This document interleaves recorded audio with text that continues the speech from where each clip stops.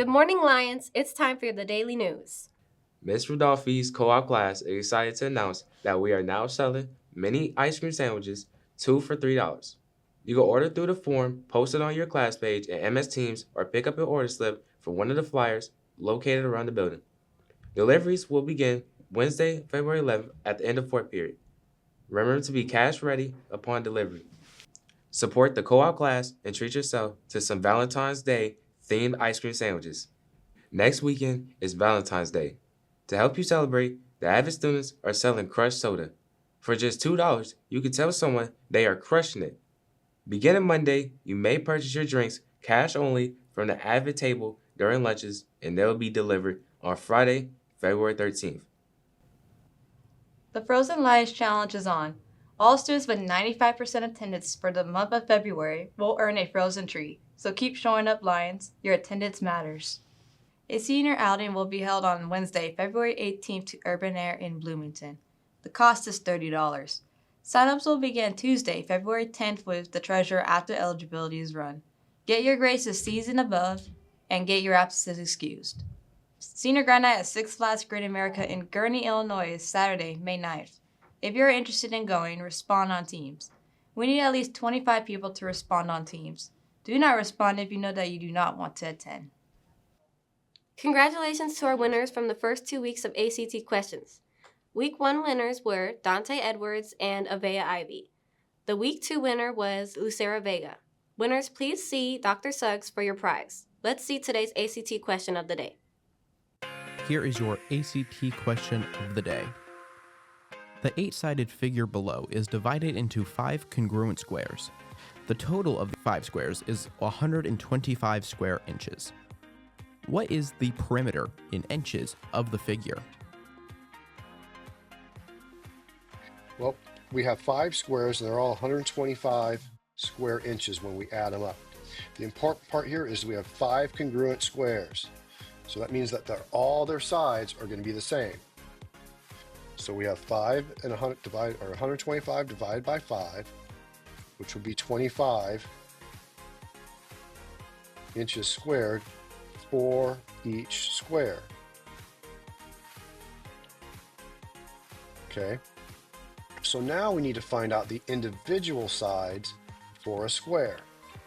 And when we find the area of a square, it's going to be the side times side. So we take the side times the side, and that's going to come out to be 25. Well, side squared is going to be equal to 25. Take the square root of both sides, so then S is going to be equal to 5. So every one of these sides now is going to be a 5.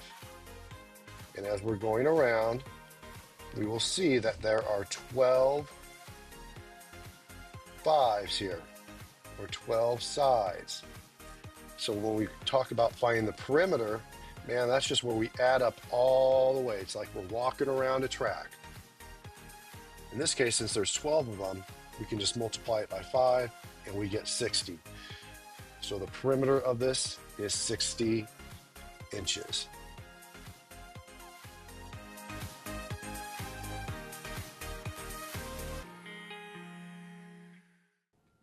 International Club will be hosting concessions Tuesdays and Thursdays next week. Sign up with Senora Lamont or stop by room 311 for details. International Club will also be celebrating Valentine's Day this Friday after school in room 311. We will be watching a movie, Encanto, and enjoying snacks. The John W. Gibbs Scholarship supports students pursuing a business-related major in college. This is named after the prominent Peoria businessman John Gibb. It's rewarded to be $2,250. Ms. Holly and Ms. Parker are hosting another sewing workshop today, after school in room 303. Have questions? See Ms. Holly in room 303 or Ms. Parker in room 320. Attention all freshmen. Keep showing up and get after it in your classes, and you can go out to movie night. In order to get out of your 6th and 7th hour on February 26th to watch a movie and snag a snack, you need to meet the following criteria. You need to at least be passing 6 classes, no major discipline referrals, or 90% attendance. We hope to fill the auditorium with the entire freshman class.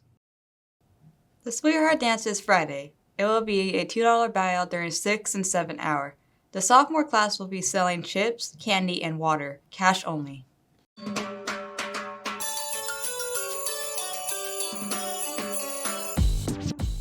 This week is Spirit Week. Today is Spotlight Day. Rep your class in class colors. And Friday is the Sweetheart Dance, so dress to impress.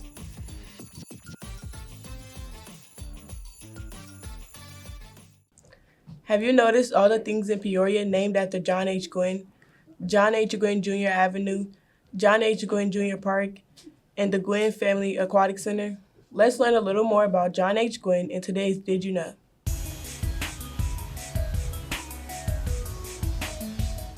John Gwynn was born in Tennessee on January 12, 1929, and moved to Peoria in the 1950s. Mr. Gwynn spent time at the U.S. Post Office before fully committing to the NAACP Peoria branch, where he served as president for over 30 years. Gwynn first joined the struggle for racial equality as a student at Lane College in Jackson, Tennessee, and he continued his participation in the movement after moving to Peoria. He served as the president of Peoria's NAACP branch from 1961 to 1993, leading efforts to desegregate schools, open public housing for Black people, and increase employment opportunities for minorities in Peoria. An advocate of nonviolent protests, he led a group of 50 Peorians to participate in a march on Washington in 1963, where Dr. Martin Luther King Jr. delivered his famous I Have a Dream speech.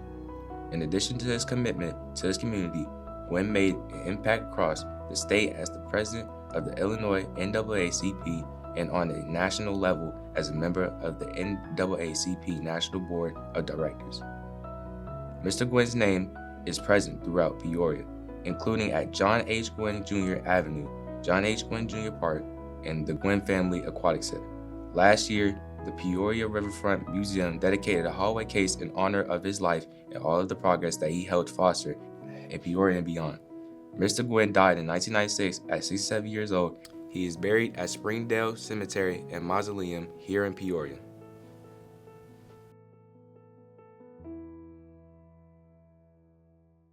Have a thrilling Thursday.